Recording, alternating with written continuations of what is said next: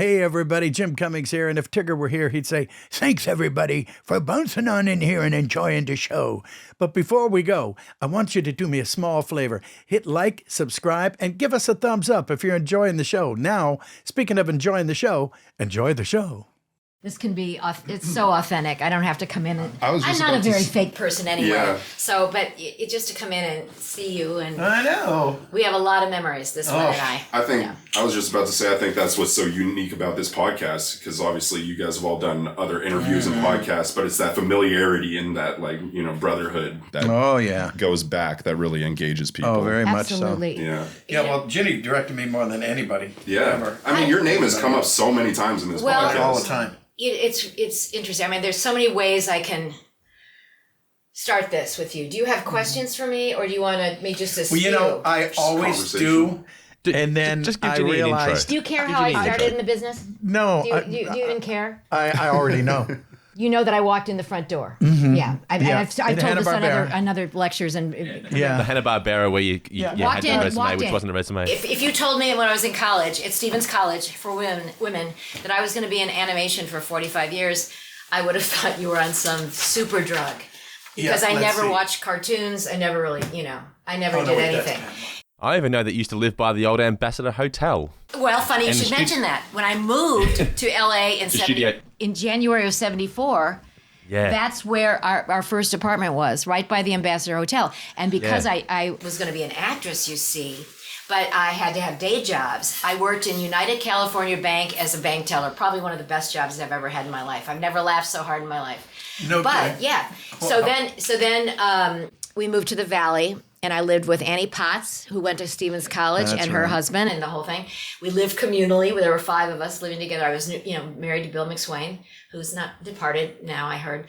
But we lived there, and I used to work. Then I was working. One of my day jobs was working for my dentist because I was fascinated by teeth. Well, who isn't? So, and he was a really good dentist, and he was cute. So he was on in the Franklin Life Building on Western and Wilshire. Yeah.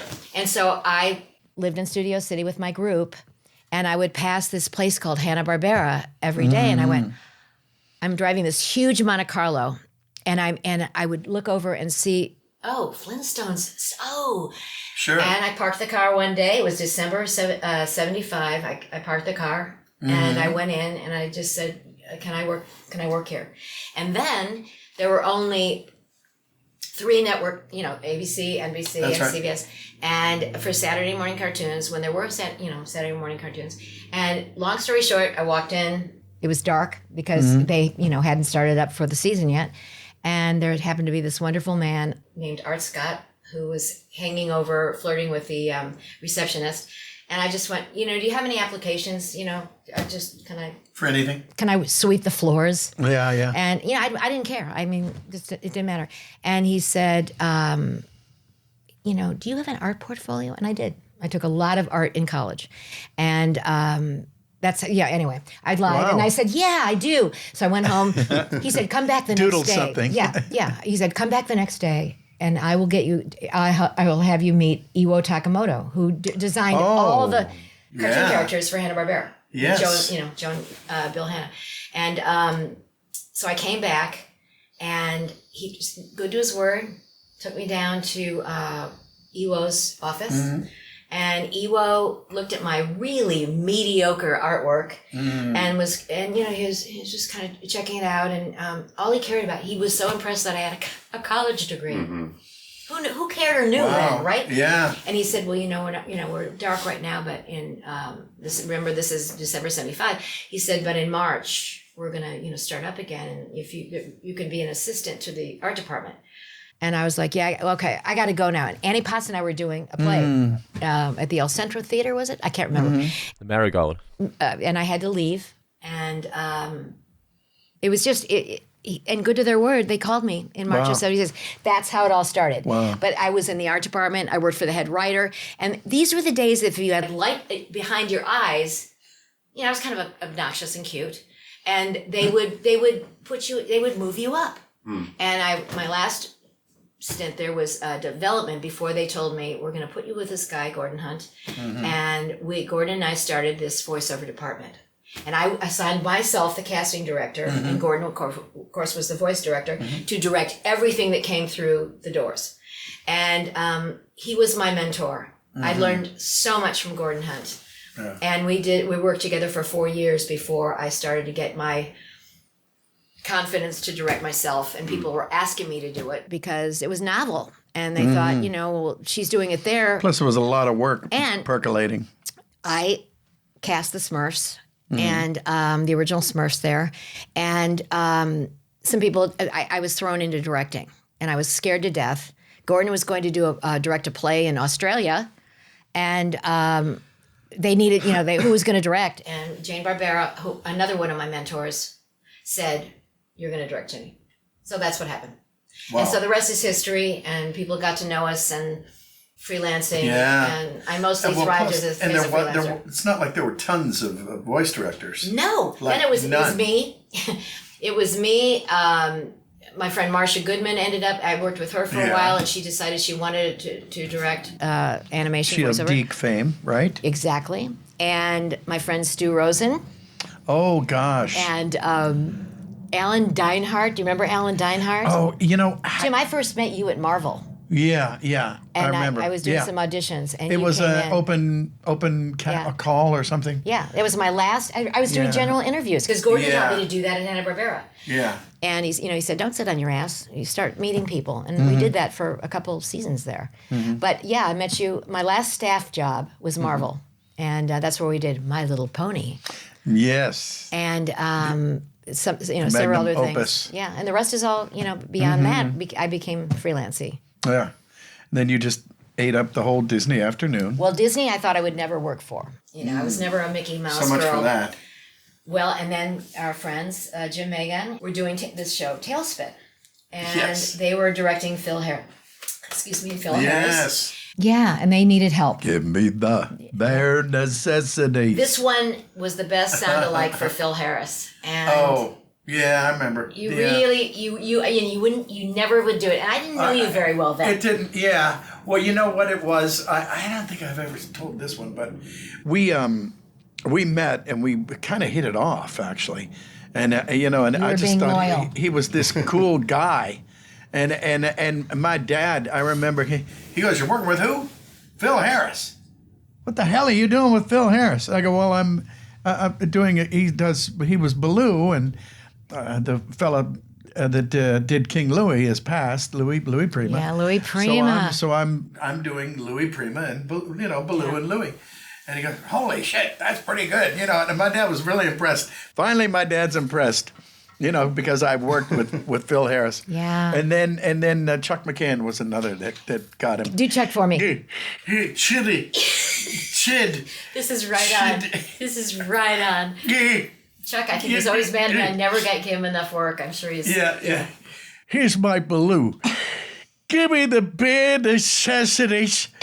And they gave it to Ed. But I couldn't, I worked so hard with Ed Gilbert. But, the story has it, Phil was aging and he was in his 80s. He just wanted to play golf and it didn't work out. That's why we did a sound-alike. Yeah. And that's how I started at Disney TV, though.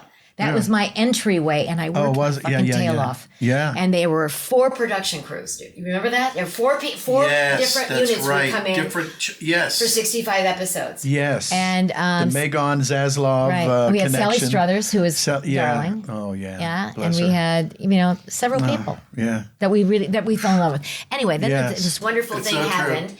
This man named Tad. So I got a little bit of a reputation there, kind of a good one. That's kind of what I was nicer then. Yeah, I was good. Yeah, but then Tad Stone said, "I'm doing this show called Darkwing Duck, and I'd like you to direct it." And it wasn't like, "We're going to interview you. I want you to direct it." And I was like, "Okay." And I'm kind of on a roll. And by the way, these are 65, 85 episode shows, which they don't do anymore. Yeah, and Darkwing ended up on ABC for a couple seasons. Right. Too, Saturday that's right. So it was on 6 days a week. But here's my favorite thing. So we're auditioning for the ultimate Darkwing Duck lead. And auditioning. And you know who, and so you know who we did this pilot with? Lorenzo Music. No way. And even though it was so, I don't want to say wrong, it was so different Because it was Carlton the doorman as Darkwing. I have the terror that flaps in the night. But I loved it. I kind of got into it. Yeah. I directed my balls off with him. Yes. And of course, then it went in the toilet. And then we got this guy named Jim Cummings. And he came in, and I'm going to do a little number on you now. What was so great about Darkwing, it was my happiest Disney show. And it was at least 85 episodes, plus you said the network. Yeah. The ABC. I was in my glory days. I was having fun, and we had the magnificent Chris Kavanaugh. Yeah. God bless her. Yeah. Oh my God, Chrissy, who was raw and perfect. Yes. She was just raw. Yeah, and she was like, "What are you doing with that maniacal laugh?" Remember the maniacal? Yeah. And it was, I think it's maniacal. No, it says right here, maniacal. Yeah, she was she was so herself. Yeah. And but my tribute to you is Jim set the tone for every fucking episode. And he had that character down to a science. But don't forget, people were like going, well, it's like a black Donald Duck. It was like, remember, it was Really? this like, I was like, it's a new character. And he's not colored white like Donald, but it's open your ears. Actually, it was white, but who cares? Yeah. Look, wasn't Darkwing dark? Wasn't he black? No, you're thinking of Daffy. Oh God. See, Wait, this I'm in my 70s. I'm in my 70s. And we're back. But anyway, and I wasn't a big cartoon girl, and all I cared about were the actors, and we had some do it right. and do it right. Yeah, are you gonna do it like that? No, I'll give you $5 cash to do it right. But I have a lot of fives. It was good. It was good. I mean, we had some great guest stars. It'll never be like that again. I don't think. Oh, that's usually what I say if I do any, speaking for anybody. Anything at all, yeah. We'll never have those days again. It will never. And the fact that we got the writers that would trust me to take their vision and translate it to you guys. Oh yeah. Come on. Now we direct by committees. Mark and Zaslav. Yeah. Ken Kessel, Ken Kessel. Yeah. Bob Taylor. Yeah. Who was a piece of work, and I loved him. Oh boy. I got to love the pieces of work because I think it was called. We were on the same level there. Yeah. But you set the tone for all these wonderful actors that came in, Jim, and that's, as a director, I never wanted. I don't think I ever gave line reads. But what I did, I wanted to be the puppeteer. All I wanted to do was say, do that thing that you just did, and speed it. We need more energy, more presence on mic. I just wanted it to be that. Yeah, do it better. Do it better. Do it better. That was a good one. Yeah, I had some. Do it better. Some controversial directorial lines, but but it was just it was a heyday. Mm-hmm. Oh yeah. And we did show after show after show, thanks to Disney TV, and not always fun, but I had a good time, and I loved doing Aladdin. Oh yes. Aladdin. Yes. Met some good people there. Yeah. Well, good old Scott. And I days like that, they're not out there. They're not out there. I was going to ask you, so on sessions that you go to, what's the vibe? Well, it's me and Kelly Ward. Is Kelly out there doing this? Yeah, I love Kelly Ward. Yeah, he's a great guy. Yeah, he's a really good guy. He always looked at me like, whoa. You're very controversial. He always looked at me. Yeah, he always looked at me. Well, he's very Fred she's still McMurray. Working, but he's Fred McMurray, isn't he? He was always kind of. I ran into him at LA Studios a few times. Yeah. He's a great guy. But it's just a Mickey Mouse Funhouse. We were talking about it the other day, and there was a Mickey Mouse Funhouse. There was a Mickey Mouse Outhouse. There was Mickey House of something with a mouse. Yeah. And then Mickey Mouse and the Roadster Ranger. Whatever that Roadster Rangers, and we're on like our 5th or 6th Mickey Mouse and the. Holy shit, that's still going on. Yeah, still. And Kelly's still directing these. Yeah. Good for him. You couldn't be in better hands. Except here's the glory days. And we don't do it together. And having a cast of.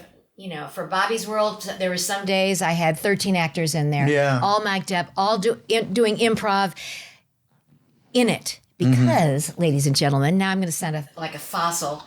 People weren't on their fucking iPads and iPhones during the session like I started to see towards the end. And I'm sorry. You're getting be paid. in the room. Be in the room. Be You're in getting the room. paid. We're paying you, I guess. You know? Yeah, come It's to find out. Yeah. So, That's true. but I remember the days when people were really focused and listening because I stopped the process of doing table reads. I thought it was a bore. I said, let's play on tape. But I also made sure the various studios gave you guys the scripts the night before. Half the people never read their scripts. And they didn't, they got away with it because they were brilliant. And they could get, like, someone over here could just fit right in. I'm sure he didn't. He was on, you were on everyone's show at I don't that think point. I ever read one in advance. Yeah. Not one. Is that true? Yeah. Well, shame on you, but mazel tov on you. Yeah. Because I would never have known that. Good. But he also, he also would, although I do remember one time when we were doing the Book of Pooh, remember with the New York Company? Yeah. Which I actually enjoyed. He's in the book. Remember that? Yeah. Yep. Nice. Because we did My Friends Tigger and Pooh together and the Book of Pooh. Yeah. You know that when I was a kid, I thought Winnie the Pooh was defecation. Yes, I just of course. really thought of that. I used to harass my younger brother over There you that. go. But I have to say one thing. One time I had You by Yourself, and I got to enjoy directing as I got older, the actors one-on-one, because I could give even more crystalline direction. See? Is crystalline a word? But, Yes, it is now. At one time you were polishing your shoes. Because you I were knew going gonna out bring that night. You were polishing your shoes, and I said, what are you doing? But, he didn't miss a cue. Yeah. He was... The reads were good, but he was polishing some shoes. Do you remember that? I do. I was like, We were at Screen Music. it's come to this. Yes, it's come to this. Well, I am the terror that flaps in the night. Yeah. I am the Yeah. I am the winged scourge. And he's looking at me like, well, what's the problem? You know what? But God, my goodness. Yeah, well, we put out some shows, and you've got the awards to show for it. How many Emmys? You got at least 2 or 3. well, I have 3, and then I have the mysterious one. oh. That Is this a naked man holding a sword? it's being that I'm a union member. Okay. I did one non-union show because I was broke. I was a freelancer. I had no work. Sure. And this company asked me to do a show, and I said yes, but you have to get top-notch actors, and they have to, and they were doing it for me, so I was basically ruining their careers if they were found out. But I made them get paid a very high price because it would cover also the residual that they were not going to get. And I had my one of my studios that I always went to, so everything was in place except it was non-union. And I couldn't believe I was doing it. It had to be very covert. The subject matter of the series I loved. I worked my ass off on this show. Was Tim Curry in this? No. Okay. How long ago was this, by the way? It was, 30 something. It was early 2000s, and it had to be like maybe 2005, 2006ish. And anyway, it was 13 episodes. I worked my ass off. I loved the subject matter. And when I love the subject matter, plus the love actors that were, risking their tails to come in for me, we made magic. And so it's May, and it was the Daytime Emmy Awards, and I get this phone call from the client in New York, and she said, "Congratulations, blah, blah won." And because I wouldn't put my name on the show, that was my first Emmy. And I was, I was like, "Are you fucking kidding me?" What? I never got. I call Emmys. What was the show? I can't. I don't Probably think I'm going to say it. couldn't, I don't think I'm even bring it Can't up recall now. it. But I loved it. Subject, yeah. I don't think I will because I'm still a union member, so that's not cool. What would be the repercussions? They'll string me up at the.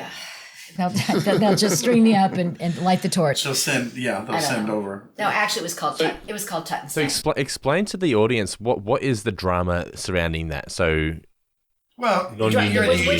Which part of the drama? So basically, you are not allowed to accept anything unless it's union involves. Because when I was at Hanna-Barbera in the art department, I started auditioning for the shows myself as a voiceover talent, and they were kind enough to let me do. I got a series. I had a series called "Hey, It's the King," which I'm sounding like the character sounded just like something. Sheena or something. Sheena. With Susan Silo. We were the only two girls. Susan Lenny Silo. Weinrib. Oh, my God. But anyway, I got my SAG card, of course, because it was, Union Studio. And, so, and I still am a retired union member, but I get my card, they don't make you pay the dues after 70 or whatever. Mm-hmm. So anyway, that's, I couldn't believe I was doing it, but I was broke. And, I needed to pay some bills. That's the way it works. Yeah. And so little did I know it would be such a great show. And it was smart, and everybody in it was really good. But that was when I call Emmy Awards. Sorry, no disrespect, but kinda. I call them Carney Awards. Mm-hmm. Then you never get them for the one that you had your heart in. I had my heart in this one, and so a very interesting thing happened. I had done a show called The Batman at Warner Brothers, and it won. And it just so happened that night I was having a party. You were sick. You couldn't come. Stevie came. And this was I had a party for myself for celebrating my 35th year in animation. This is 2030, whatever it was. And I had a big party. I forgot it was the Emmy Awards night and as well. And so at this party I only invited writers, production people, engineers, assistants, all the people that made me look good. The inner circle. It wasn't about actors. A couple. You were invited. Probably. But my producer, Alan Burnett, walked in and said, we won tonight. And that was kind of neat. But I did not get along very well in the booth with the writers and everybody. I was not invited back for the second season. But we got an Emmy. And so... I went right over, and that was my first Emmy. So I ran over and picked it up at the TV Academy building. And about 6 months later, at least, I get a phone call from the girl at Warner Brothers. She goes, Ginny, you never picked up your award. Oh. And I went, I'll be right over.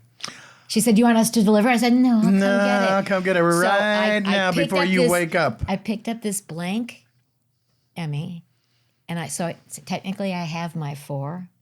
I gave it away. It never was engraved, but they must have had extras. So I counted it for the 10th time that one that I did not get in public, and I gave it to a very dear friend of mine, and I said, she was always disappointed. She's a tremendous producer, writer, exec producer, and she always really wanted to win an Emmy, and she hasn't yet. She will.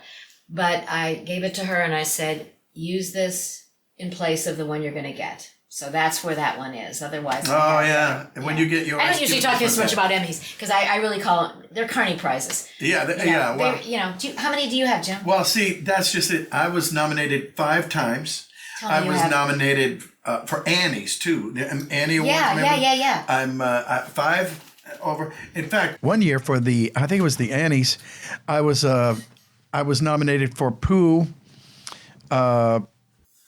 Tigger and Hondo Ohnaka, Star Wars, the last one, and they didn't know, and they found out that, and so I figure, I've got 3 out of 5 nominations. There's 5 nominations. I'm 3 of them, and then they found out. Oh no, it was 4. And then they took Darkwing away. I think is what it was. Anyway, I still had 3. Didn't. 0. I was nominated 5 times in my life, separate years. Yeah. I won none. And then for Annie's, however, I was nominated 5 times and I won none of those again. So I have no. Can I ask you something? Juice on Was it because celebrities started winning over our wonderful core of brilliant people? That could be. I got turned off when I know Tom Cruise came in and got one, and Ed Asner. Yeah. Yeah, well, we love Ed Asner. Yeah, Ed's a great guy. Yeah, we started losing for our regular faceless, brilliant talent to celebrities, and that's when it was during Darkwing when the writers would say to me, I was casting them as well, and the writers would say to me, who should we bring in for this next thing? And I started bringing in the faceless, brilliant people that I knew, and there were so many. So much talent in this town, and then they would pick somebody from their favorite TV show. Yes, they would. So I started calling the celebrity situation the TV Guide School of Casting. Yes. And it truly was that. And people would bring in they would bring in somebody that was now 95 years old, never sounded like the 25-year-old caricature that was being, that the writer thought he was getting. Right. And that's when I just started being very vocal about, why do you want that person? That person is now a fossil. They're not going to sound the same way. Well, it's not even about the age. It's about sounding, right. You know what got me, my old buddy Don Carnage came back, and he was in one of the duck shows. I think he was in DuckTales, the reboot. Yeah, it could be. Yeah, reboot. And I was flabbergasted. Anyway, they got Juan Miguel Miranda, the guy from Hamilton. Yeah. Because they thought that, I have no idea, but for some reason they thought he was Hispanic. I thought he was Cuban. Or Puerto, I don't know what Don Carnage was, but he was there, and he had like 4 lines as Don Carnage, and I finally saw the show, and he mispronounced it. He said, "I am Don Carnage," and it's Carnage, like carnage. Yeah. Come on, get it? See, because it's But see, what happened, so Jimmy? Big TV guy casting. But also, what would happen too is that in the booth, you had these people. The masturbatory theater was going on. Somebody's so happy that their celebrity is there. Oh yes. And sometimes I notice this with creators. The voice directors became afraid to direct Lin-Manuel or whoever to get them to get that edge that you just described. To say it right. Or give them any kind of a direction. I found that whoever it was hungry for the direction. Yeah. For the most part. If they were really good sport actor players, and by the way, they're in a genre called voiceover. It's not film. So we need you to do a certain thing, like have presence on a mic, maybe have more energy, maybe a little bit more caricature than not. I spray a logo. No one is exempt from direction. That's what I learned at my school. Yeah. Or my brain. I don't care who you are. And I don't mind saying, it was not always easy to go in and be looking at somebody in the face and going, Ron Perlman was fabulous. He was great. I did 2 Hellboy direct-to-videos. Oh, yeah? But, he's fabulous. Yeah, and I respect he's it. a good guy. But, I'd say, Hellboy's running, and Ron, so you might want to just amp it up a little bit. But he always was talking to me. He was always talking like this. Yeah, he'd go, okay, I'm running. And, you didn't want to go, I said. So, and running yet, for mayor. Whenever anybody would give me a series, like, I have to bring this up because I became friends with him. Is my friend John Candy. God bless him. I did kind of a medium show called Camp Candy. Camp Candy. I remember it. And I was like, oh God, John Candy, he's gonna be, and my stomach's starting to roll, and oh God, it's John Candy.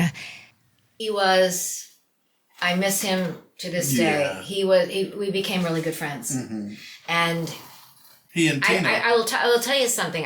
He's the first person that I saw how comedy works. You had it going on, Jim, and I probably didn't even acknowledge you for that. I just thought you were good. In fact, you were fabulous. But John Candy showed me the process of thinking funny. You have it built in as well. But I watched him riff and go from one thing to the next, just playing around. And I went, oh, that's comedy. Yeah. That's how a comedic mind works. And he would know. He would know. Wow. And yet he was he was down to earth, he was shy, he was just lovely. We became really good friends. Yeah. And he and Tino and Santa. My little Tina. Tino. Was he like the perfect John Candy wasn't John Candy? He was the rougher version. John had actually kind of a smooth voice, and Tino had that little texture. That little thing in there. Yeah. And Tino, I loved Tino. And Tino and I did 8 seasons of Bobby's World together as Uncle Ted. This, Bobby's World was based with Jim Stahl and the Jims. And we came from Arlington Heights, Illinois. Oh, wow. And so this was kind of what it was like being a kid growing up in Arlington Heights, Illinois. And that's what I loved about this. I was like a magnet to this show. And a lot of improv, and the characters were so perfect. And Tino was already attached to the show when they gave me to cast. But, we put Gail Mathias in there. They pretty much wanted Gail too. And look, Gail was a superstar because of that role. Yeah. And there was Howie Mandel, who I never Howie was exactly the same. I called it the cold eye of the shark. You never knew him any better in the beginning as after doing 8 seasons. He was highly professional and fun. He loved watching the other actors. There was no ego in that room. I remember him standing there and he would just watch you. Right. And we'd have like 13 mics set up, and people were having such a good time. Pat Fraley and Rob Paulson had small parts called the Mall Guards. And the Mall Guards were so popular because they would riff and rewrite their scripts. Yes. That then the writers started putting them in, the Mall Guards were in every episode. Every episode. And I remember one of the writers coming up to me one day before the session and said, Jenny, do you mind if you ask the actors to actually say our words for a take? Sure. Got it. Yeah. Okay. Well, I always did. Whenever I would get that, I would do the first line as written. Yeah. And then I would do something else. But you were all also, and I'm not even because you got to give it to them. I'm being a fan, but I'm being honest too. You were one of the few people that I saw writers with have healthy egos say, you know what, that line's better than ours. So, and I'm not. And what do I have to lose? Knock on wood. Yeah. Am I going to go to like voiceover prison? I mean, I'm telling you, that's what I observed, and Oh, that's great. Thanks. Then Jim, as the years went on, when I was doing like rescue bots and stuff like that, things became a little tighter, and people didn't really do that as much anymore. And are people scared to do that now? Would you say, are they scared to be more creative because they're told not to more often these days? I would bring in people because of what they would bring to the party. And, we always said, listen, say the line, the original, say it, give us one take as written, but then give us your ideas. And that was the best way to work. I think, you get some people that are very controlling with their words. What can I say? You've seen it, you witnessed that it. way. It's just, And you know, when things are tanking, when a script is tanking, you're really looking forward to what someone can cure it with. Yeah. And I had a series that was very much that needed to be cured every single time. So my actors, and my hands kind of a hats off to Pat Fraley and Jeff. Was this Men in Black? No, this is Cowboys of Moo Mesa. Oh, that one. Which needed We're the Cowboys of Moo Mesa. Yeah. So I saw some actors save actually some scripts. So I stand behind it. But there has to be control in the room. You can't just turn it loose. Yeah. But I had some very good writers that understood that you could be open to somebody else's idea. I go to conventions on and off here, fairly often. And somebody brought up about 3 weeks ago, a Cowboys of Moo Mesa comic book. And I didn't even know there was one. Who knew? Yeah. And I thought, well, this has got to be worth some money here. You know who was hired as the lead to that, and then he turned it down? Yes. Robbie Benson. Yeah. I thought he got cast. He was cast. I mean in like on-camera movie or something. Something. I don't care. Why do Yeah. That's another disappointing thing, the celebrity thing. What was happening is that we lost a lot of the good times in the booth when the lead was a celebrity, and all of a sudden they were out doing a movie or a series. We had to wait 3 months to get so and so, and it kills the momentum. Yeah, it kills the momentum. Yeah. But back to the point, you guys used to be able to act off each other. Oh yeah. And that's all changed too. Oh boy. So I got lazy myself. Having more than 2 people at the mic in my later years was harder on my mentality because I just saw people weren't focused. They were talking to each other in sessions, and as I got older, I was crankier about that. I wanted our glory days when people were focused on what on what was being said to them, and most of them hadn't read the scripts. They don't give a shit. They're just talking and yakking and being social, and they're not paying attention to the script. Yes. See. So anyway, old school. Oh yeah. Well, it works. Did you know there's actually a video on our YouTube channel of you in your prime, Darkwing Duck in the studio directing with Jim, with Christine, Dan Castellan. There's footage on there. It goes for about 10 minutes of you just in your prime, going for it. Jimmy in his prime with his flowing mullet hair. It's fantastic to watch. Oh, thank you for bringing that. You see, I never saw that one. I never keep up with that. Tad filmed it on his home video, and it's on our YouTube channel. You can check it out. We'll chuck the link in the description. Tad Stones did? Tad was in it. And he was in it with Hellboy. Remember, he was like... Thaddeus Rockwell. Yeah, yes. How did I remember that? That was his name when he was in the show. Thaddeus Rockwell. Yeah. Tad Stones. I owe a lot to Tad Stones for being very loyal to me. Yeah. Yeah, very loyal. And I'll see him every now and then at a convention. Yeah. And he just sits there and he draws those dark wings in 12 seconds. Yeah. Tad. Yeah. And then here you go. Give me $50. I learned a lot from these people. I learned a lot from all of them. I think even when more so, we did all these great shows, but when he asked me to do Aladdin after Darkwing, and there was another 85 episodes. I mean, we were so blessed for a while. Yeah. I had a big tour of duty for a while. Yeah. As a freelancer, and he said the movie had just come out, and he said, I'm going to do the series off of this, but I'd like you to come in and look at some of the rough cuts of the show. But then we watched the movie Aladdin, and you see what the crew allowed and were smart enough to do with Robin Williams. They just let him go. Oh yeah. And that was the first time I saw, again, after directing many shows, I went, oh, it's action. You have to have that movement. You have to see them moving around with that voice. You were the prince of it. You king of it.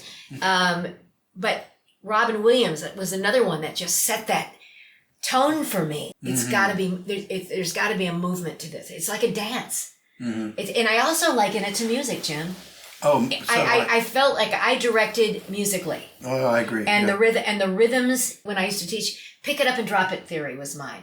Yeah. Where keep it moving. I remember you understood the power of a quick aside, like that. And anyway, and it's like, wait, what did he say? What, and because you're drawn in then. Right. Volumes were very important. And you knew all about that.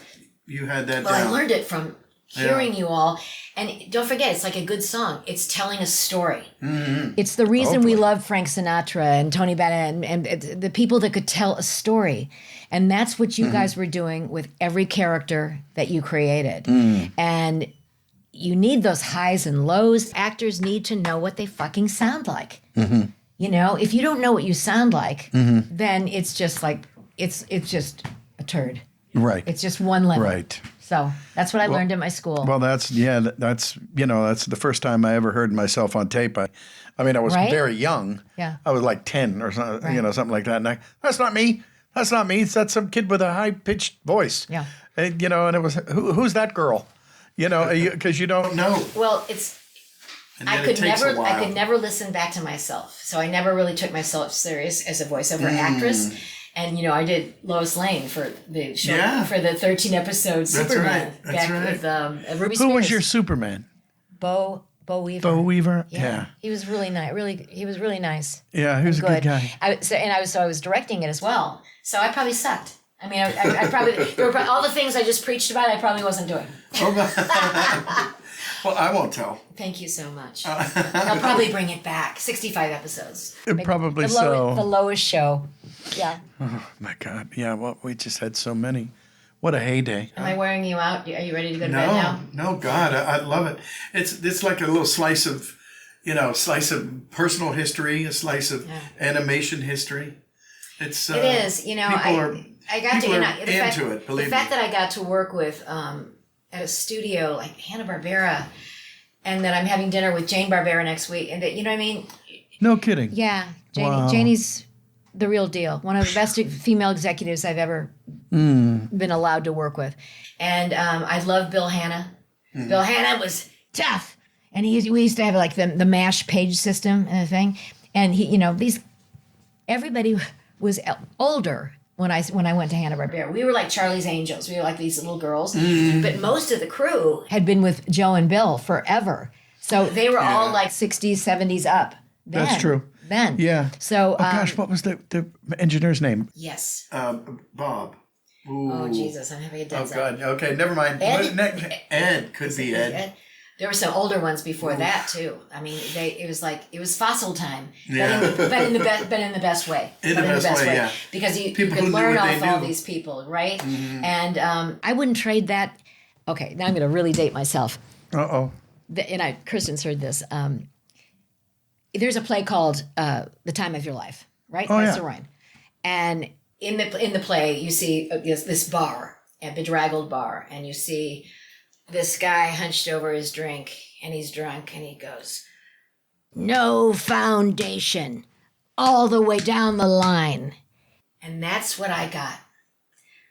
I got a foundation in animation that I never saw coming, and I wouldn't trade that for anything. Looking back, this is the most I've even talked about this, because I don't talk about it. I don't do this anymore. Where I don't do this at all. Yeah. And you guys are still, you go to your Comic-Cons and you have all these people around you that you've been with, new people, old people, fossils. And I'm not in it, except I know what I had, and I'm so appreciated. I'm so appreciative of when I had it, when times were very different, and all working with all of you. Yeah, but you see, I'm so glad you said that first, because that's what I say. But I always sound like the old curmudgeon saying it. You don't know it. You were there. You were there. You were there, and you know the difference. So anyway, but that foundation was really important to me. I got to learn about the writing, the artwork, how it all comes together, layouts. Iwo tried to teach me to animate, and I was like, I can't even do math. I was in general math in high school. I can't do this. Yeah. So I'll pass. Yeah. But you have such a respect for the people that could do it in the background. That's when, and Hanna-Barbera was this funky little studio where you could see all the different departments. It wasn't sent away, till later. And you could watch people animating and doing all that. Oh, yeah.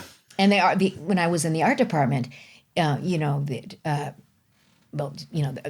art, tech from, Smurfs or who did Johnny Quest? Who was the? Oh, geez, I'm having a dead zone now. Race Bannon.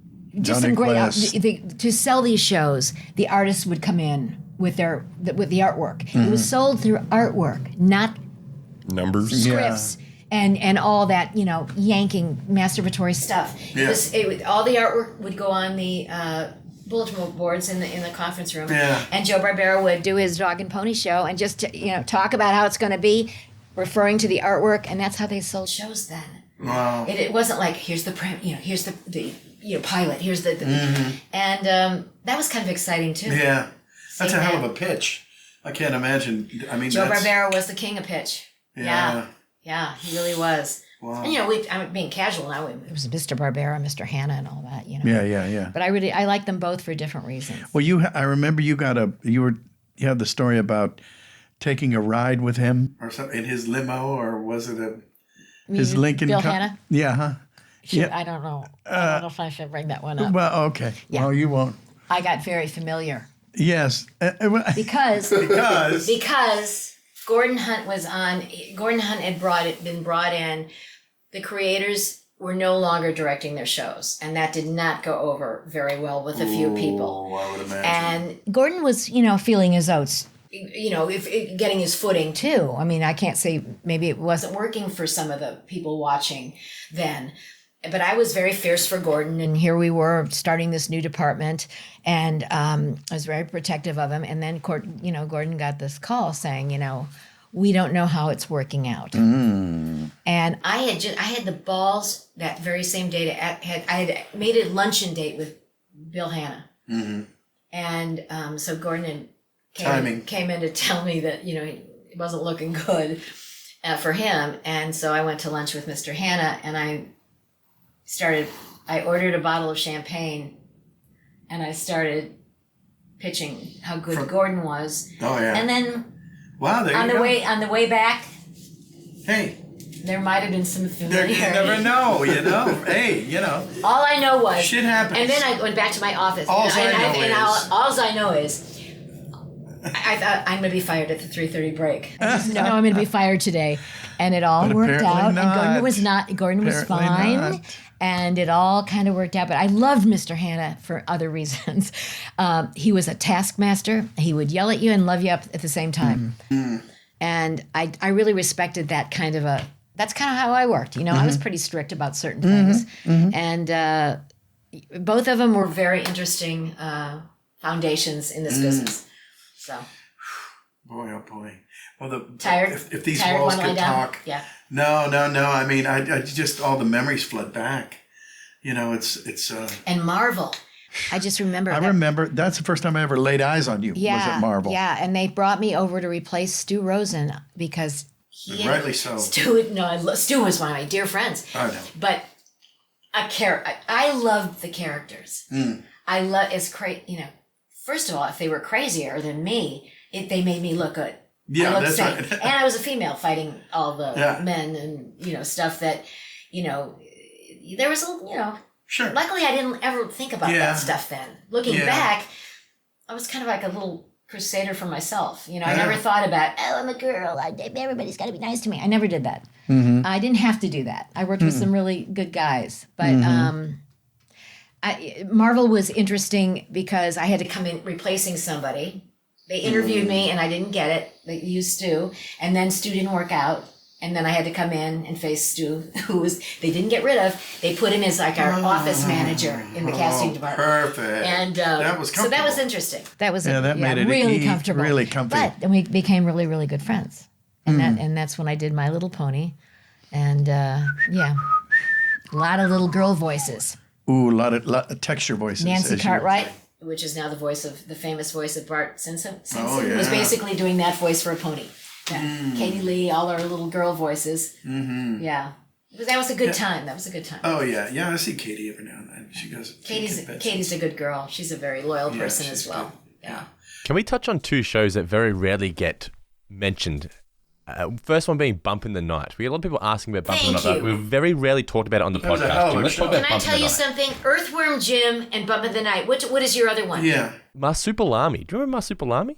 Do we ever? Yeah. You were not. You were not. That was Steve Mackle. I was the ape. I was Wilbur, whatever the hell he was. Steve Mackle was the lead. It was two people. Yeah. And who else? I can't. And wasn't Dan Castellaneta on Marsupilami? Was he a character on that? Did he play like? No, he was Earthworm Jim. Did he play like a hunter or something? He was the lead of Earthworm Jim. Yeah, he was Earthworm Jim. Earthworm Jim. Thank you for bringing that up because that was a show with that cast from Andrea Martin to Cummings to Dan Castellaneta to I'm going to forget everybody. But that was a show literally where you could have just plugged them in and taken a nap until it was over because they were so on the same. Billy West. Oh yeah. On the same page. That. Thank you for bringing that up. That series was a joy. And now let's cover Bump in the Night, which was a 3-person cast: Rob Paulson, Jimmy, and Gail Mathias. Mm-hmm. I don't know if this was Gail's favorite show. It was a hard role for her. But these two, this was a show that was done 3 minutes, 6 minutes, and like 10 minutes to make the half hour. Do my math. Right. But every show had a song. Oh, and at least. Not only are they doing, Jim's playing the thing that, the kids are afraid of under the bed. Under the bed. Robbie was the toilet monster. Of people that are afraid. Squishington. And I called him Squishington, and they said, okay, that's his name now. See? Because it used to be Squishy. But that was a little too on the money.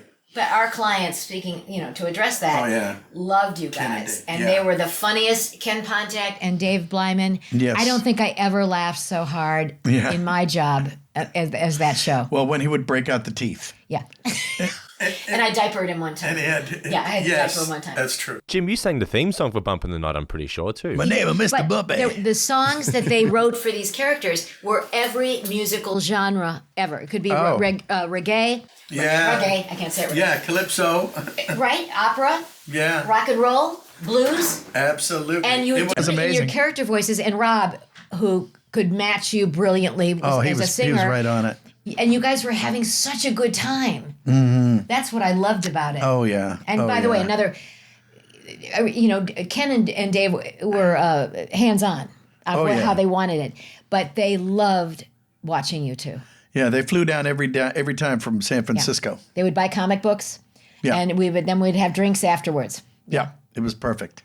We had a good time. No, that was absolutely. I was hoping. Those are the. Thank you for bringing that up. Those are the Helicon days. Yeah, the Helicon. The Helicon days. They were our halcyon days. By the way, the cast of Marsupilami, we had Dan Castellaneta as Stuart the Elephant, Jim as Maurice the Gorilla, and Norman as Steve McCall as Marsupilami. Tress McNeil was in there. Jason Marsden. We had our guest Frank stars. Welker, Samuel E. Wright, Steve Landersberg, and Renee Auberjonois. Renee Auberjonois. Oh, yeah. Remember Renee? Wow. Oh, that was a class act.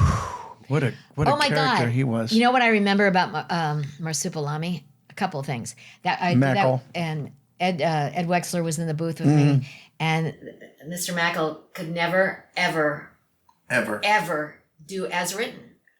And I was enjoying a lot of his performance. You have to do it as written once. Yeah. And he wouldn't. And he thought he was funnier than the lines. Yeah. And I'm not this is not bashing Steve. I'm just saying this made it hard for me because I'm the conduit and my producer is behind me going, make him say it, make him say the line the right way. Make him say it. And my stomach is in a knot. Yeah. Mackle got mad at me. You're the director. You should have done it any way you wanted to do it. Yeah. And Steve was new to animation voiceover. Yeah. And he didn't quite get it. He didn't quite understand what that was about. Yeah. Give them what they want. Right. At least once. But I loved working with Wexler. He was great. Oh yeah. Yeah. Yeah. But I loved, Dan Castellaneta. Back to Dan. He had a really difficult job because when we did Aladdin, it was, Robin was mad at Disney. So Robin was not part of the group. And so Dan did the sound-alike for Robin. He does a great job. He did a great job. He did, but it was a little different. It had to be. You can't be Robin Williams. I think they even gave him a different tint. Wasn't he like greenish? Remember when you auditioned for the lead? Oh, for the genie? For the genie. Oh, what? Probably. You did. Yeah. And you were really good. And we thought maybe it was going to go that way. And they didn't know when Robin, wouldn't deal with it. Well, what happened is and I remember that Tad, with the way they used to do it when they would introduce a series on the Disney Afternoon, they would get 10-minute scripts or whatever and put them together and make like an hour show. And that would be the kickoff. And that would come on like a Monday, and then on Tuesday it would go to series. It would go to strip. It would half hour. And so what happened was Tad accidentally wrote the sequel to Aladdin without thinking about it, because it's like Aladdin, the movie was over. The very next thing that happened was the kickoff for the Aladdin cartoon series.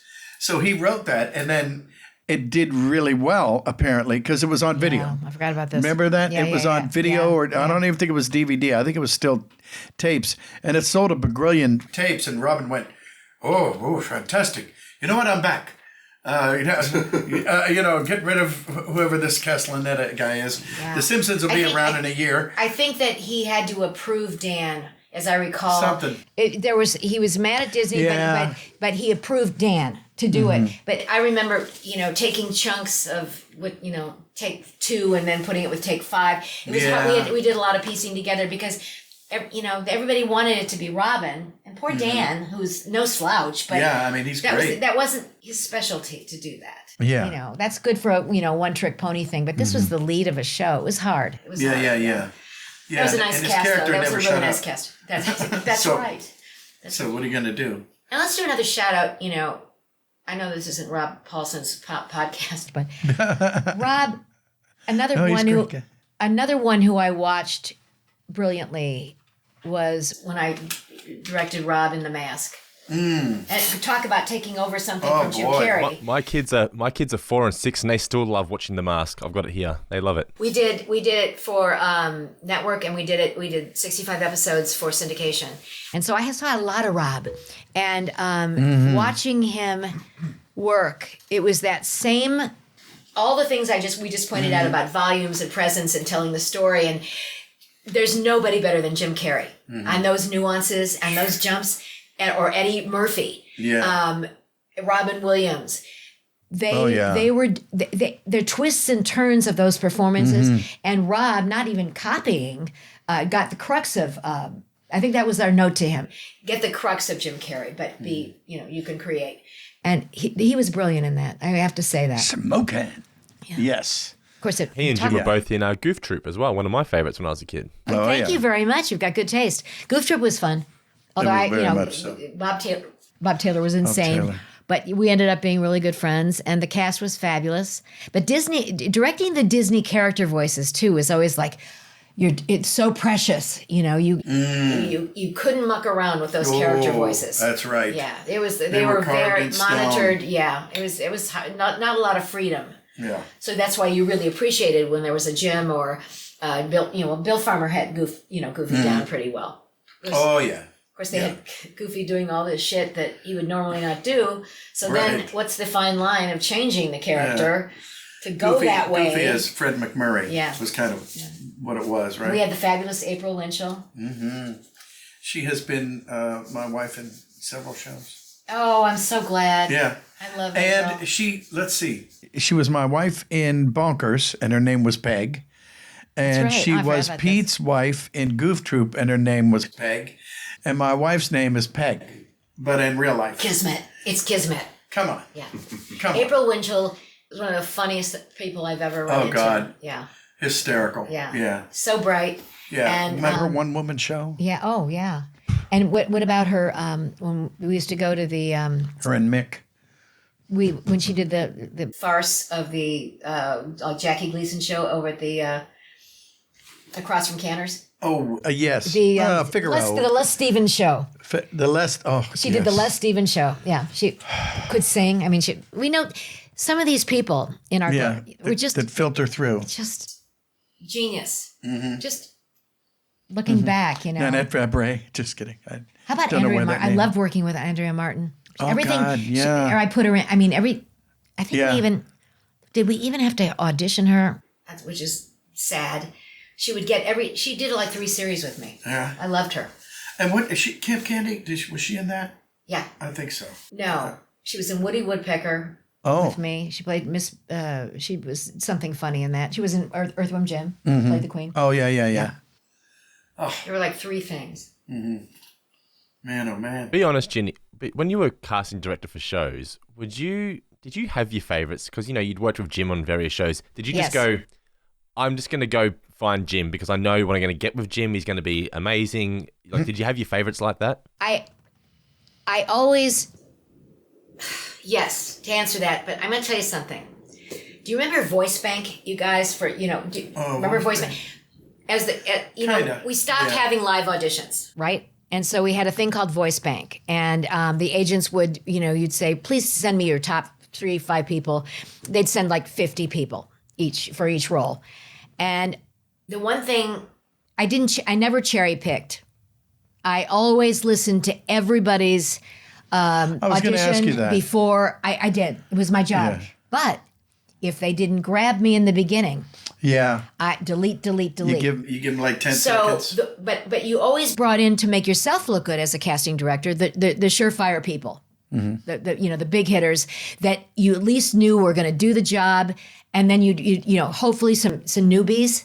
You can't just have the same old people. At Hanna-Barbera, it was hard when Gordon and I were doing our department. He brought in a lot of people from the theater because he was a casting director at the Mark Taper, and that really pissed people off. It was like, why aren't you bringing in the voiceover people that have been here, coming in for years, and the original Bam Bam and all that, Michael Sheen, but there was a method to the madness. He stirred it up, and he brought in some very interesting people. And probably that's how I met Renee Auberjonois. Theater people. Yeah, that sounds about and like. Then I listened to everybody's tapes that, would send me, remember the tapes, reel to reels, to cassettes, to whatever. And even on the voice bank days when you had them online and you'd go to this service and listen to everybody. I think as a casting director, it was our job to listen to everybody. But yeah, there were the ones I was kind of secretly, if I only had to submit like 5 per role after all the, hundreds of auditions, I'd probably put the people that I thought were the strongest. And a lot of them were people I know. And always a couple newbies. That's your job as a casting director. Who's the 5? Is it Jim, that's Rob, pretty good combo, though. Tress isn't now, I'm assuming? Tress was not in as many. Tress was the darling of a lot of people. I had some other darlings, and I just did. I respected her big. I remember Tress cutting reel to reel. She was working for Bob Lloyd at the Voice Caster. So, and I met her at the Groundlings. She paid her dues, and it paid off for her. She really did. But she was not one of my darlings in my shows. And not anything other than there were so many great women. Well, luck of the draw, yeah. Yeah, I mean, look at Gray Delisle. The more recent. Candy Milo. Oh, she was out there. Yeah, Kari Wahlgren. There's just some. Oh God, she's really good. There was Jennifer Hale. There were a lot of people. Yeah. Jennifer Darling in the day. Oh my gosh. I. Someone named Sue. God bless. That one. Yeah. Yeah. So I could be out there. Do you have to take a different approach when you're directing Bonkers, for example, right? Jim was both the two main characters. Do you have to take a different approach when you're directing one person to do 2 characters in the one scene, having a conversation with each other? Is that a different approach? Well, here's the deal. Here's what I learned from that show. First of all, we had to pick up the pieces after they threw out the first round, and they threw out all the production people too. Yeah, they sure did. And so we came in, and here's, they saved a few of the characters that, were in the first round. And then Jim is playing the 2 characters. And to answer that, I think, is I got very familiar with the 12-track, what was it, 24-track? Yeah. And so what we would do, and because this guy is such a great fucking technician, we would record, what was the names of the characters? Oh, Bonkers and Piquel. We would record all Piquel's lines first. He'd go through and do, precision acting, perfect. And then Jim would play it in my head. Yeah, the other guy. And Jim, then we'd play back for you, for Piquel's, and he would act against his Piquel. So you would act it in real time, Jim. You do a conversation, but just one way, and then just go and do the other half after that. Yeah. We invented that. Yes, we did, and I loved it. I thought it was so genius because you couldn't have done it with just anybody. No, but he had such a good musical ear that he could play it, and it was like in one take. Yeah, playback for Bonkers. I remember that was fun. It was like a fun little discovery. It was like math problem. Why don't we just have a? Why don't we just? Well, he's gonna. But yeah, I know, but I know, but I didn't mean it that way. Okay, fine. And then we'd replay it. Then they would put that in my head, and I go, "Well, Bonkers, no, be quiet. Just because I said shut up. Okay, shut up. How about that? And then it would come out, and it would go like it sounded like 2 people talking. Exactly right. They were in the same room together, really cool. and a great editor as well. Probably helped you out with that too. That was Scott. Who was our editor? We had a couple of goodies that I always needed the people that I trusted. I needed the right engineer. I needed the right taker, nutty professor, assistants. Yeah. But there was you know what? I called animation voiceover an art form. It was another art form, and that's how I treated it when I was working on it. What you said, I agree with you. She's smart. Should we go to bed now? Have you had enough of me? No. Actually, I don't think I could have enough of you. I haven't seen you in so long. I know, it's so good. I'm so glad to have been here to do this and to see Cam and reminisce a little bit. That was good. How was it? Boring? So good. This has been one of my favorite ones we've ever done. I've been wanting to get you on the show for so long because Jim's always bringing you up, and I just wanted to hear the opinions and the memories from the other side of the microphone. Naturally so. Oh, well. The ones you love up all the way. That's right. And I was privileged to work with some great people. Yeah. And how about Tim Curry? Yeah. Oh. Tim Curry was, I remember we were doing this was when I was still on TaleSpin, and somebody brought up wanting to bring in, of course I saw Tim in Rocky Horror Show in 1974 at the Roxy Theater. So somebody brought up using Tim, and of course I'm going, Tim Curry, and I'm directing, and they bring him in, and what they want him to be is the character of their show, of their script, but they want it to be Frankenfurter. Oh, but but it can't be. But Frankenfurter. Yeah. So they brought him in for that, thinking he could be. Was this Darkwing? No, this is TaleSpin. Oh, okay. This is when I still was kind of new and trying to get along, and this is my first ball moment, double balls. Oh, okay. So they bring Tim in. He wasn't going to do. I think did the agent say he doesn't want to do anything with Rocky Horror Show? Well, even though Tim kind of sounded like that. So he was supposed to create this new character. I'm sorry, I got this backwards. Mm-hmm. He was supposed to create this new character, but the boys in the back behind me really wanted it to be Frankenfurter, right? Sure. And so Tim is trying to do something other than Frankenfurter, and the guys are, in my ear going, "No, have him.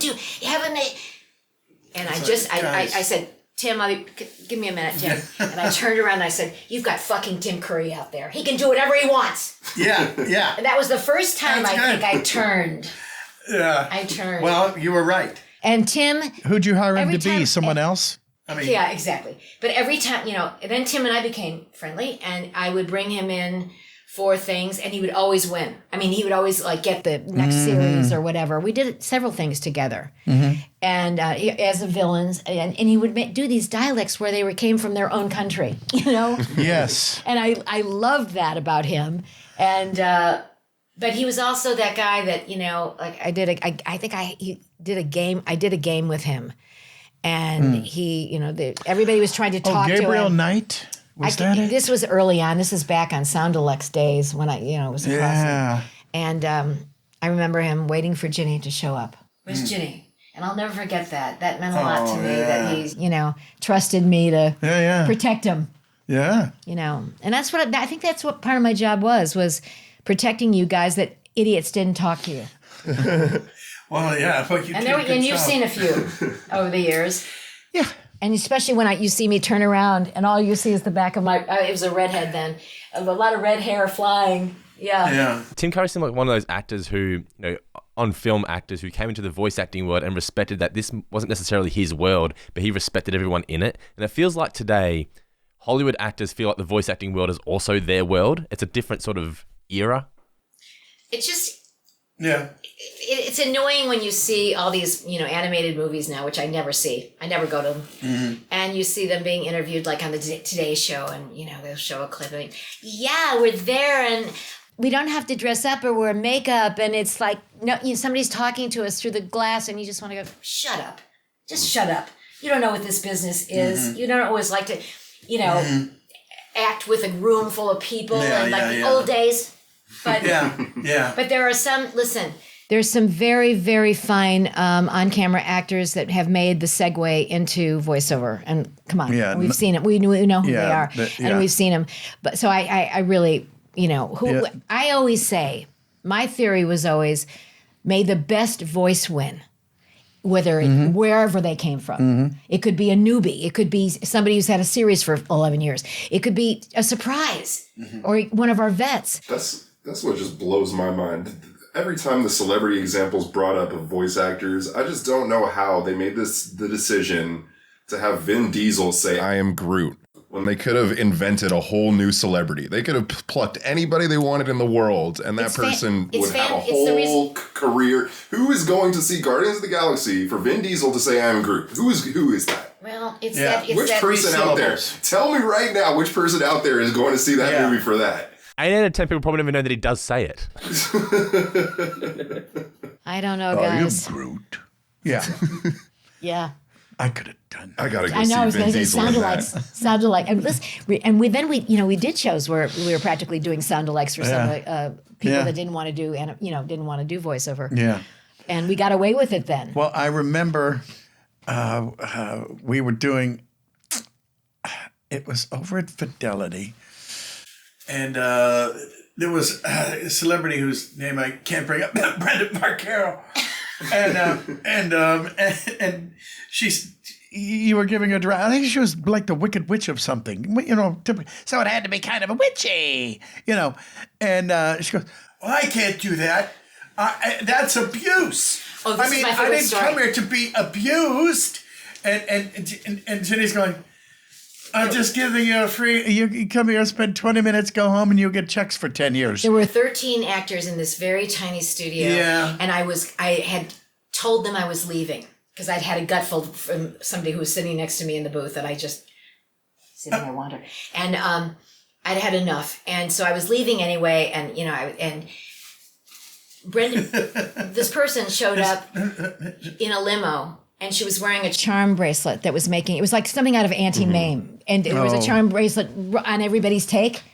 And I had a very short fuse. Yeah. And what Jim just said, and this character needed to scream. And if an actor doesn't know where the placement is to scream properly, then you're on your own. And plus we usually can't use it. That's why we have to do multiple takes because it's blown out the mics or whatever in the room.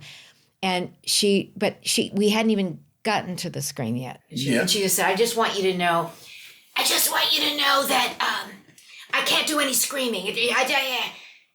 And I listened to her and I said, well, I'm not going to make you do anything that's going to hurt yourself, but I'm going to have this kind of a shriek here.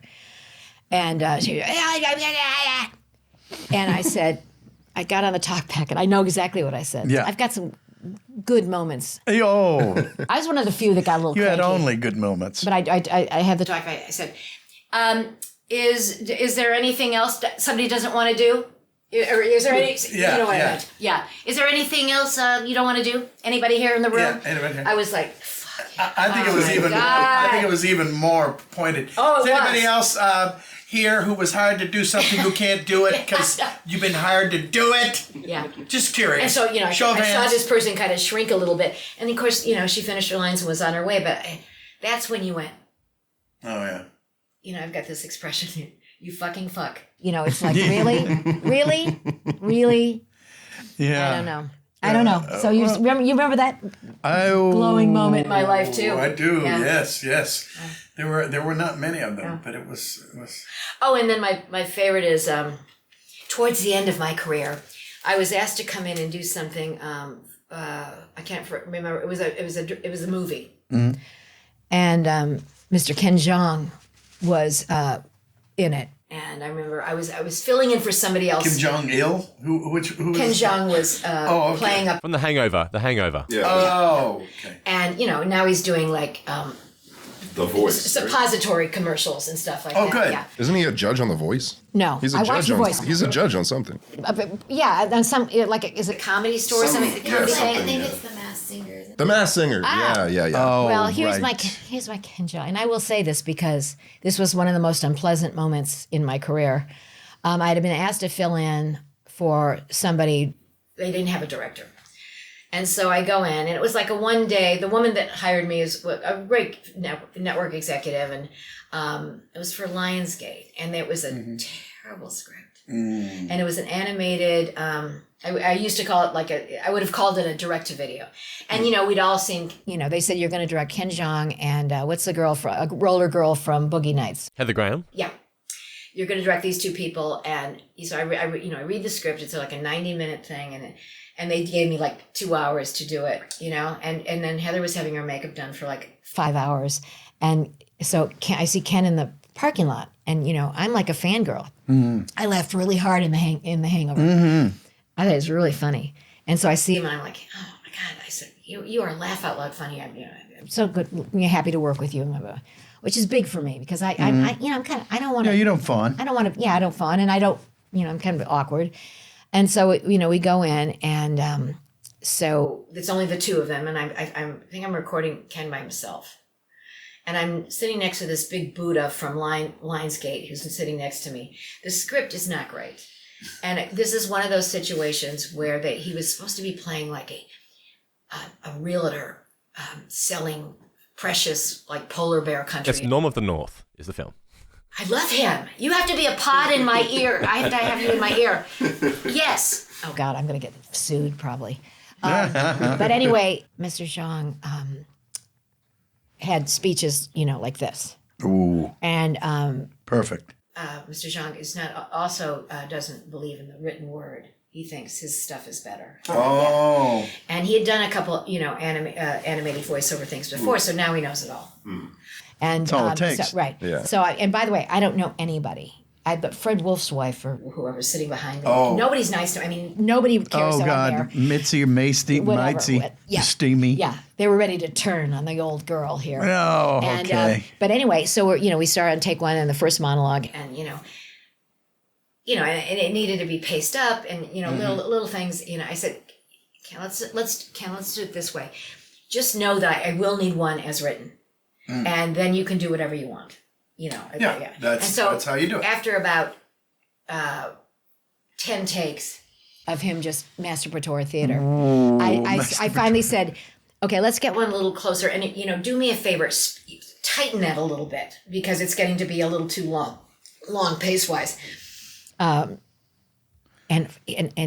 like I said, we'd been working on this one thing for a long time, and all of a sudden he just stands there quietly with his eyes are closed. And he said something like, "You're impeding my read." Okay. And I was like, I think I was silent for a minute. I was probably. And he said, You're letting the venom. So I talked back. I said, "So how do you want to work? Because I'm going to have to ask you certain things." Well, I like to, just feel it out and do the. I'm like, ooh, okay. And my fuse is going. I'm having a fantasy of just picking up my purse and walking out. That's how and hitting him with it. And I wouldn't have felt bad. Right. And so finally, I said, and after he gave this very sensitive way of how he works, I went, "Oh, sure." So when will I know you're done? How will anyone know here in this booth that you're finished? Oh, man. Before you want to go on again. Yeah. Mm-hmm. Of course. Yeah. I finished up my 2 hours or 2.5 hours. Did someone get and the arrow out I of did his get neck? paid. I did get paid. Oh. But I was like, every time I thought of this man that I thought once was so funny. Oh. I love seeing him do these commercials now because, and I saw him on Jimmy Fallon the other night. I'm like, yeah, if they only knew. How will I know when you're done, Ken? That's what I said. Oh, that story reminds me of his character in Knocked Up, right. When he's the super annoyed nurse, and he's like, and he's always funny. I'm just a doctor. What do I know? Right, and he's always funny and good. I just couldn't believe that his ego couldn't take direction. That's what reminds me of it, I'm like the most open person in the world, especially knowing how how good he is with his comedy. I really thought, I think it's time to retire. That was the one. Ken Jeong was the one. I think I need a nap now. Oh. I had to lie down. Yeah. Of course, nobody is helping me. Oh, at the break, he came in and said to me, okay. I don't know, he tried to be nice, and I went, "You made me feel like an asshole." And I was, being very busy and all that. And tell your story walking. There were a couple of, and then when we were done, he came in to thank everybody in the booth. And I just said, what? I can't remember. I had some little short retort as he left, too. Sure, yeah. I wasn't done. That's right. And if he'd been too close to my car could you have never rolled know. over him. You never know. Yeah. So maybe that was, at least his foot. That was me. But did you work with Rob Schneider though? Because Rob Schneider was the main character in that film. Was he all right? Like I said, I was a guest director. I was only asked to do, and of course they didn't ask me back. And I've heard a few things about Mr. Rob too. I think that was never have been kismet with me, So anyway. Anyway is right. What else? Well, you know what? Yeah. Let's wrap it. Yeah. I guess we can wrap it. Yeah. We usually do a voice swap. We're not going to do that today. No, we're not going to do. Can you give me a line that you would have said let's to? Let's bust out Sheena. Let's hear Sheena. Who? Sheena sounds just like this. This is Sheena. I don't even know what I was doing, but they hired me and I got to be a SAG member. This is 1977. Wow. Yeah. That's pretty good. Sheena was a punk rocker. She was a little cheerleader. Yeah. in a really crazy, but looking at some of the people that were still working then, the old fossils that were, Don Messick. And let's do a huge shout out to Don Messick, who is brilliant. God bless Dawes him, Butler, who I got to witness at work. Mel Blanc was coming in. And my dear friend and someone I think is of as much as I do Jim is Frank Welker. Oh, sure. Frank Welker was always a joy. Oh, absolutely. And when I was in the art department, I was sketching something and doing something, and my friend Andy Hayward, who was working as a writer then, Oh, boy. came down. Now, I don't know what he was doing in the studio. His father was, who had directed Dr. Phibes movies and things like that, Deke. Oh, I didn't know that. Yeah, his father, Louis Deke Hayward. And Andy was his son. And there was Hanna-Barbera used to have a film department as well. So, but I remember Andy came down in the art department. I didn't know anybody. I was like, it's in my little department. And he said, there's this guy I want you to draw his, then he had like an actor's portfolio thing. I want you to do the artwork for his. And I was like, I wasn't a professional artist. I was like, you were then. I was like a little, lackey, Doodler. little doodler, lackey. Yeah. And so he brought this guy down, Frank Welker, and I did, and Frank used to do his 15 ducks or whatever. Oh, yes. I did a little caricature of Frank and the Wish ducks. you a Merry Christmas. Yeah. Oh, God. That's how I met Frank. Little did I know. Superstar. Yeah. Oh, And also one of the nicest amen. people in the business. Oh, absolutely. Yeah. And Maybe the. The last thing I did when I directed,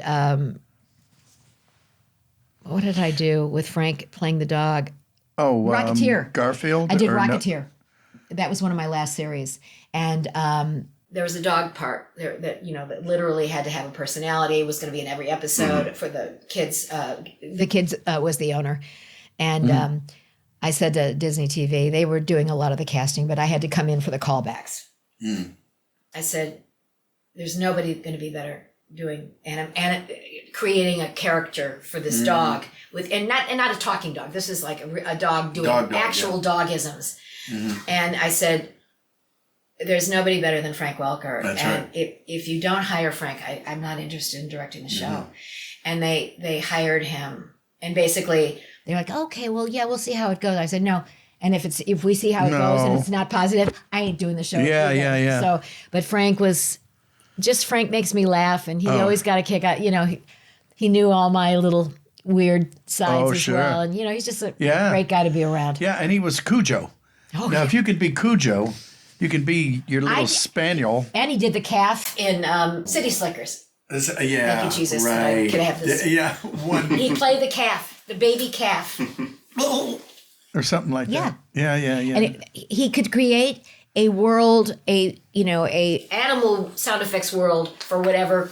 Yeah. From like a gerbil to a Yes. horse. Absolutely.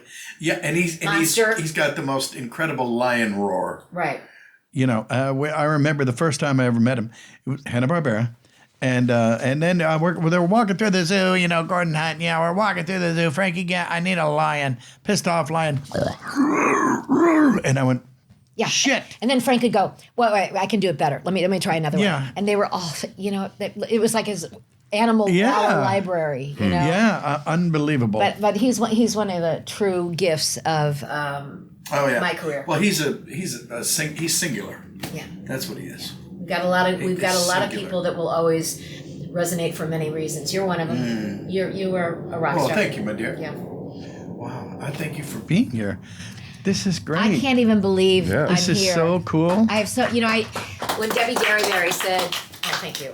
When Debbie Derryberry said that she had talked to you, I said, oh my God, I have so much to say to Jim. I would love, and then next thing I know that I'm coming in. And thank you. Oh, thank you. I hope it was somewhat articulate. Oh, I think it was. I think it was amazing. And thank you so much. You go by Brandon? He does. Brendan. I thought it was an E. But Brendan, you know everything. So does his computer. You know everything. Oh, okay. Maybe you're right on that. I can't believe you remembered that. Ken Jeong. Well, you got on the computer. Yeah. Oh, no, you know how I know that? Because my kids actually enjoy that film. Well, I hope it turned out okay. Yeah. It did. Yeah. See? What do I know? How was Ken Jeong? Yeah, he is who he is.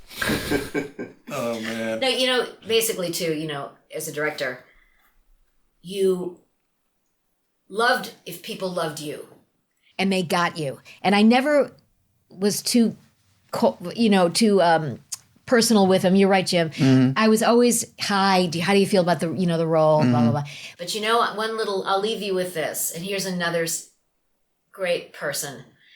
Do you remember Jonathan Harris? Anybody in this room besides you? Jonathan Harris was on an old TV show called Lost in Space, which I never watched as a kid. I worked on the reboot. He was the doctor, Dr. Smith. Dr. Smith. Netflix did a reboot a couple years ago. I worked on that. And on Darkwing Duck, somebody in one of the writers wanted this guy, Jonathan Harris. Yes. And so Jonathan was elderly then. Yes, he was. And so he comes in and I learned a lot, you guys, from the scripts at Disney TV. No matter if I ever bash anybody there, the scripts taught me another foundation. They were probably the best scripts I'd ever worked with to date before that. And so this guy, Jonathan Harris, comes in and, he's older. Jonathan Harris. And he had Jenny. I must tell you. He had big speeches. Disney was not shy of writing a lot. No, and lots of twists and turns and all the things I've been, pontificating on. So I worked Jonathan really hard. And I was like, hey, Jonathan, I just need that same thing, but faster. And, maybe not quite so big in this. So I'm talking to him like I'm talking to Jim. Mm-hmm. And I thought, this guy hates me so much. And so we finished the thing. I get a love letter from him. And an old-fashioned letter, everybody. And just saying, thank you for your direction. And then I might have brought Jonathan in again because who doesn't want a lot of compliments? And we became really good friends, is my point. And he was in a terrible show I did for the writing, not for the people in it. Mark Taylor was in it, and Jonathan Harris. They played father and son, and we had such a good time. It was a stinko show. I don't think it aired anywhere, but Jonathan was at my wedding. With Joe. And I just... Me too. He used to you sang. Yep. And he used to take me to the Pinot Bistro on the corner of Coldwater and whatever, and for lunch. And they all knew him there. And they would put Jonathan in the back room, and he would give me counseling. He hated Lou Scheimer. So I heard a lot about Lou Scheimer at Universal. And he was always, and he talked with this, pseudo English accent. He was from like Brooklyn or something. Yeah. And Ginny, and I would complain about some actor or whatever I was hating at the time. Ginny, never let them see you laugh. Always let them see you laugh. You never be mad. That's right. You've got to smile and go on. And he was just, I loved him. Old school. He's a true treasure. And I just can't believe I was lucky enough to have him as a friend too. William. Jeff Bennett does a great. It would just go up into the stratosphere. Oh, anyway, we'll have to get him on too. That's a great. That was a great story for him. Yeah. He would send me things. He was on a. He and Gertrude was his wife, and they would go take one of those. Tanker trips where you're on a tanker going to like Bolivia or something like that, where they only had 40 passengers, and then they were taking oil to Bolivia on the tanker. Wow. So I don't know how people find cruises like this, but he did, and they knew him on that too. And so he would go. They'd be on the tanker for like a month, and so they would have a little dinner table and the whole thing, like 40 passengers. I mean, there were passengers, but 40. And he would crochet. And I have a crocheted pillow that Jonathan Harris did in my home. And then he would send me little, pieces of crystal, and you and no one else had that. He was like my sweetheart. I loved him. What an amazing thing! All right, that's enough. That's awesome. I've got to go. Well, thank you, Ginny. I've got to walk my dog. Is it dark? Oh my gosh! I really had a good time. I talked a lot. Thank you. Me too. I had to have coffee. Thank you very much. Otherwise, it would have been a nap. And I got to see Pam. Diaper. I know. Diaper. I can't, but she was telling me that. And I said, what does she call you? And you walk in and you go, diaper. And I go, oh, yeah, that's what she called you. Oh, Pammy. Pammy is a rare one. Yes, she makes is. me miss my Dana Hill, like we said. Yeah. All right, I'm going to get out of this contraption. Well, thank you. Take us home, Chris. Thank you Take us home. again. Can I just do this? All right. Well, thank you us very home. much. We're glad Hey, you you had guys. fun. Chris, thank you so much. Yes, Brendan, yes. thank you. You're so smart in Australia. Very good. I try my best. And we hope all you guys watching had fun too. And don't forget to like and subscribe. Today we have Ginny McSwain. Thanks again so much for joining us. And I have a bone to pick. With like 82% of you, because 82% of you watching this right now are not subscribed. So you gotta subscribe. Come on. And we have 100,000 subscribers. What's going on? Tons of great content coming your way. I mean, tell them, Jim. Come on. Oh, man, come on. Don't, because I will. I will. You know I will. And don't forget, there's bonus content on Patreon. You can find us on Patreon. There's additional interviews, bonus content, deep dives, all that good stuff. Yeah. And of course, you can listen to this podcast wherever you find your podcast. Until the next one, thank you so much for being here, Ginny. Thank you. We will see you in the next one. Thank you so much. The end. Oh, my God. That was kind of painless.